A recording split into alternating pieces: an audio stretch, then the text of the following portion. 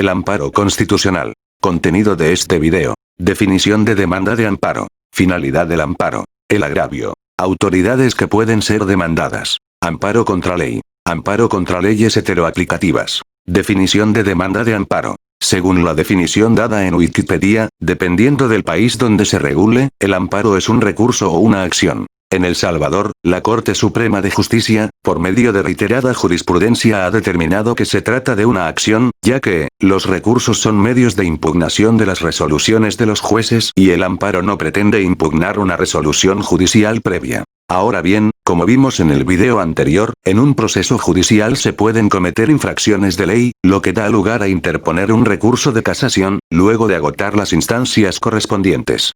Esa infracción de ley puede implicar vulneración de derechos fundamentales o constitucionales, lo que habilitaría al agraviado a interponer una demanda de amparo, pero solamente si ha agotado la vía judicial. En cuyo caso, el amparo no buscaría revocar, anular o modificar resoluciones judiciales, sino amparar a la persona agraviada y condenar a los responsables al pago de las correspondientes indemnizaciones. Finalidad del amparo. La finalidad del amparo es impedir que una autoridad pública viole los derechos fundamentales consagrados en la ley primaria, a los ciudadanos, de tal forma, que el amparo es un proceso constitucional, al cual se accede interponiendo una demanda, que debe cumplir requisitos de forma y de fondo, como veremos más adelante. La Constitución salvadoreña de 1983, en su artículo 247, inciso primero. Determina los derechos protegibles por el amparo al señalar que toda persona puede pedir amparo ante la Sala de lo Constitucional de la Corte Suprema de Justicia por violación de los derechos que otorga a la presente Constitución. El agravio. El agravio tiene dos elementos. Primero, elemento material. Y segundo, elemento jurídico.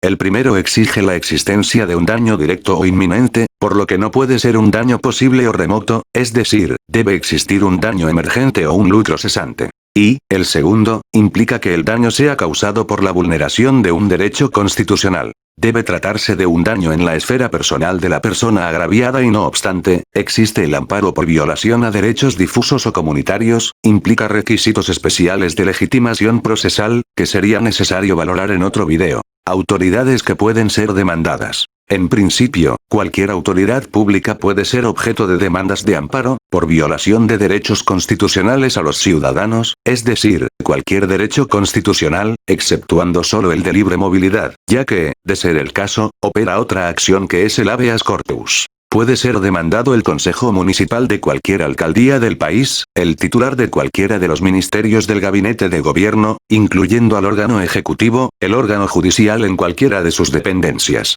En síntesis, cualquier entidad que ejerza funciones gubernamentales, como instituciones oficiales autónomas y semiautónomas. Pero, existen instituciones que, sin ser parte del aparato gubernamental, pueden ser objeto de una demanda de amparo, como instituciones de utilidad pública, como, por ejemplo, los partidos políticos, cuya naturaleza es tan especial, por servir de instrumento para acceder al poder político, que pueden ser objeto de demandas de amparo. Ejemplo: el amparo 5M, 93, donde se demandó en proceso de amparo a un instituto político y la sala declaró al lugar al amparo solicitado. Amparo contra ley. Siendo la Sala de lo Constitucional la encargada de vigilar y potenciar la supremacía de la Constitución, cuidando que los actos de autoridad se ajusten al orden normativo fundamental, es menester que la actividad de los encargados de producir leyes, entendida en su sentido material, es decir, normas de carácter general, abstracto, impersonal y obligatorio, no quede excluida del control constitucional. Y es que resultaría irrazonable aceptar la tesis contraria, es decir, aceptar que los gobernados queden a merced de estos, al no brindarles un medio jurídico procesal para impugnar las disposiciones emitidas, cuando las mismas violen flagrantemente el ordenamiento fundamental.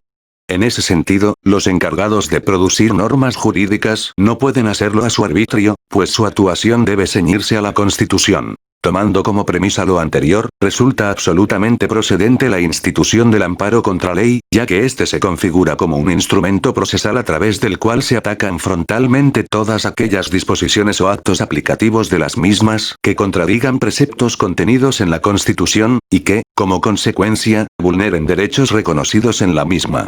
Esto se debe a que la supremacía constitucional, per se, es uno de los principios fundamentales que ha encarnado nuestro sistema constitucional, por lo que no puede existir acto de autoridad que contravenga el texto constitucional y los valores y principios que constituyen su trasfondo, pues tanto los encargados de la creación de normas como los aplicadores de las mismas, no pueden legislar y actuar sin limitación alguna, desconociendo su freno natural y objetivo. La Constitución.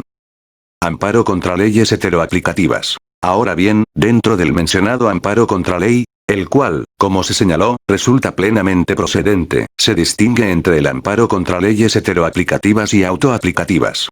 Dentro de este marco, se aludirá específicamente a la primera de las modalidades apuntadas, ya que su referencia resulta indispensable para efectuar un pronunciamiento respecto de los actos reclamados. El amparo contra ley heteroaplicativa procede contra aquellas normas generales que, siendo lesivas de derechos constitucionales, requieren necesariamente, para que pueda efectivizarse, de un acto de aplicación posterior por parte de alguna autoridad para producir sus consecuencias jurídicas. Es decir, para que una ley heteroaplicativa pueda ser revisada desde la perspectiva constitucional a través del amparo, es menester que se realice el acto posterior de ejecución, pues de lo contrario habría ausencia de agravio, requisito sine qua non para la procedencia del mismo. Uno de los principales problemas que afronta el amparo contra leyes en nuestra legislación es la falta de regulación de este dentro de la Constitución y la Ley Secundaria de Procedimientos Constitucionales.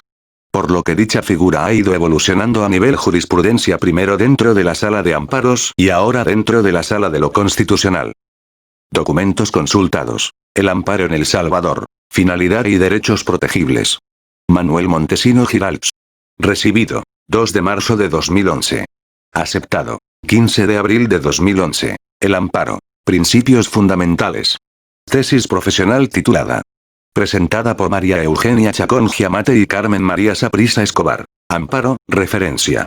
5, M, 93 de las 14:05 horas de fecha 4 de enero de 1994. Amparo, referencia. 1263, 2002 de las 15:15 de fecha 7 de enero de 2004. Amparo, referencia.